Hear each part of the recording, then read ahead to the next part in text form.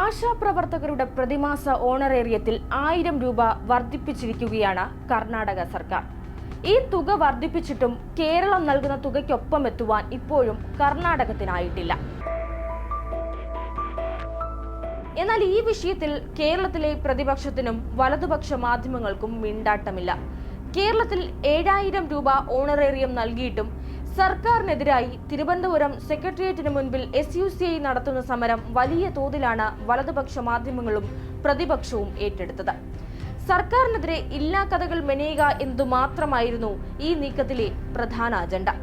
കേന്ദ്ര പദ്ധതി ആയിരുന്നിട്ട് പോലും ആശാപ്രവർത്തകരെ തൊഴിലാളികളായി പ്രഖ്യാപിക്കുവാനോ വിഹിതമുയർത്തുവാനോ മോദി സർക്കാർ ഇതുവരെ തയ്യാറായിട്ടില്ല. എന്നിരിക്കെയാണ് സംസ്ഥാന സർക്കാരിനെതിരെ ഇവർ സമരം നടത്തുന്നത്. ഈ വിഷയത്തിൽ മോദി സർക്കാരിനെതിരെ ഒരു വാക്കുപോലും ഉരിയാടാൻ നാളിതുവരെയും SUCIയോ മാധ്യമങ്ങളോ തയ്യാറായിട്ടില്ല. എന്നാൽ പൂർണ്ണമായും സംസ്ഥാന സർക്കാരിനെ പ്രതിക്കൂട്ടിൽ നിർത്തുവാനുള്ള ശ്രമമല്ലേ ഇവിടെ നടക്കുന്നത്? വലതുപക്ഷ മാധ്യമങ്ങളുടെ കൂടെ പിന്തുണ ഉള്ളതിനാൽ വസ്തുതകളെ മറച്ചുവെച്ച് സംസ്ഥാന സർക്കാരിനെ സംശയത്തിന്റെ നിഴലിൽ നിർത്തുവാനും അവർക്ക് കഴിഞ്ഞു.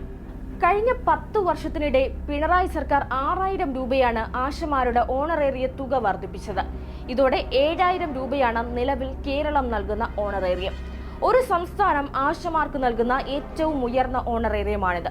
എന്നിട്ടും ഈ വസ്തുതകളെ മറച്ചുവെച്ച് സംസ്ഥാന സർക്കാരിനെതിരെ രാഷ്ട്രീയ മുതലെടുപ്പ് നടത്തുകയാണ് SUCIയും പ്രതിപക്ഷവും ഒപ്പം ചില വലതുപക്ഷ മാധ്യമങ്ങളും. ഇപ്പോഴിതാ കോൺഗ്രസ് ഈ വിഷയത്തിൽ കാണിക്കുന്ന ഇരട്ടത്താപ്പ് കൂടി പുറത്തു വരികയാണ്. ആശാ വർക്കർമാരുടെ ഓണറേറിയത്തിൽ 1000 രൂപ സിദ്ധരാമയ്യ സർക്കാർ വർദ്ധിപ്പിച്ചതോടെ കർണാടക സർക്കാരിന്റെ വിഹിതം 6000 രൂപയായി. അതേസമയം കേരള സർക്കാർ നൽകുന്നതോ 7000 രൂപയും. കർണാടകയിൽ ആശമാർക്ക് ആകെ 8000 രൂപ ലഭിക്കുമ്പോൾ കേരളത്തിൽ 13000 രൂപ വരെ കൈപ്പറ്റുന്ന ആശാപ്രവർത്തകരുമുണ്ട്. എന്തോ വലിയ കാര്യം ചെയ്തു എന്ന മട്ടിലാണ് കർണാടക സർക്കാർ ഈ വർധനവിനെ പൊലിപ്പിച്ചു കാട്ടുന്നത്. ആഴ്ചകളും മാസങ്ങളുമാണ് ഈ വിഷയത്തിൽ ഇടതു സർക്കാരിനെതിരെ പ്രതിപക്ഷവും ചില മാധ്യമങ്ങളും അന്തിച്ചർച്ച നടത്തിയത്.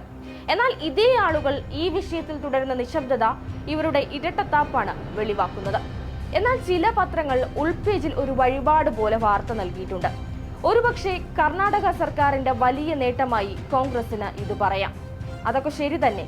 എന്നാൽ അതേസമയം കർണാടകയ്ക്കാൾ കേരളം കൊടുക്കുന്നുണ്ടല്ലോ എന്ന് തിരിച്ചു ചോദിച്ചാൽ ഉത്തരം മുട്ടിപ്പോകുമെന്ന് അവർക്ക് തന്നെ വ്യക്തമായ ധാരണയുണ്ട്. ഇതെല്ലാം കണ്ടിട്ടും കേട്ടിട്ടും ഒന്നും അറിഞ്ഞിട്ടില്ലെന്ന മട്ടിലാണ് കേരളത്തിലെ കോൺഗ്രസിന്റെ നിൽപ്പ്.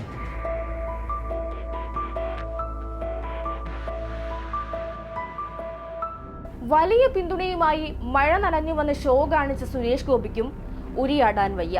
കേന്ദ്രം ചെയ്യേണ്ടതെല്ലാം ചെയ്തിട്ടുണ്ടെന്നും ആശമാർക്കൊപ്പമെന്നും നാഴികയ്ക്ക് 40 വട്ടം പറഞ്ഞതിന് പിന്നാലെ SUCI വിളിച്ചിട്ടാണ് താൻ സമരപന്തലിലേക്ക് വന്നതെന്ന് സുരേഷ് ഗോപിക്ക് സമ്മതിക്കേണ്ടി വന്നിരുന്നല്ലോ.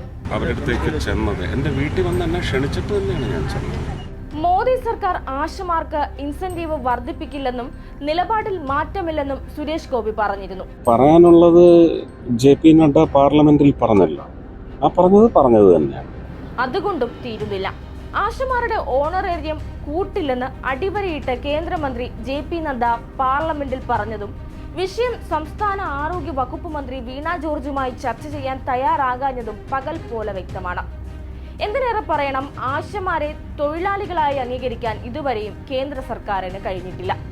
ഇതൊക്കെയും നമ്മുടെ മുമ്പിൽ നിൽക്കുമ്പോഴാണ് എന്തു വന്നാലും കുറ്റം കേരള സർക്കാരിൻ്റെത്, ഇങ്ങനെ മാത്രമേ തങ്ങൾ പറയൂ എന്ന നിലപാട് ചിലർ സ്വീകരിക്കുന്നത്. അരിയാഹാരം കഴിക്കുന്ന ഏതൊരാൾക്കും വസ്തുതകൾ മനസ്സിലാകുമെന്ന് ഇത്തരക്കാർ ഒന്ന് മനസ്സിലാക്കുന്നത് നന്നായിരിക്കും. ആശമാരുടെ ഓണറേറിയം 7000 രൂപയാക്കിയത് LDF സർക്കാരാണെന്ന കാര്യം കോൺഗ്രസും BJPയും ബോധപൂർവം മറക്കുകയാണ്. ഉമ്മൻചാണ്ടിയുടെ കാലത്ത് ഓണറേറിയം വർദ്ധിപ്പിക്കുവാനായി 2 തവണയാണ് സെക്രട്ടേറിയറ്റിന് മുന്നിൽ ആശമാർ സമരം നടത്തിയത്. കേന്ദ്ര സർക്കാർ 461 കോടി രൂപ കുടിശ്ശിക വരുത്തിയിട്ടും സംസ്ഥാന ഖജനാവിൽ നിന്ന് ആശമാരുടെ ഇൻസെന്റീവ് 1 വർഷത്തോളം മുടങ്ങാതെ 2ാം പിണറായി സർക്കാർ നൽകി. അതിനിടെ ആശമാരുടെ ആശകിരണം എന്ന ഇൻഷുറൻസ് പദ്ധതിയും കേന്ദ്രം റദ്ദാക്കി. രൂക്ഷമായ സാമ്പത്തിക പ്രതിസന്ധിയെ നേരിട്ടപ്പോഴും ആശമാരുടെ ഓണറേറിയം 6000 രൂപ കൂടി വർദ്ധിപ്പിക്കുകയാണ് പിണറായി സർക്കാർ ചെയ്തത്.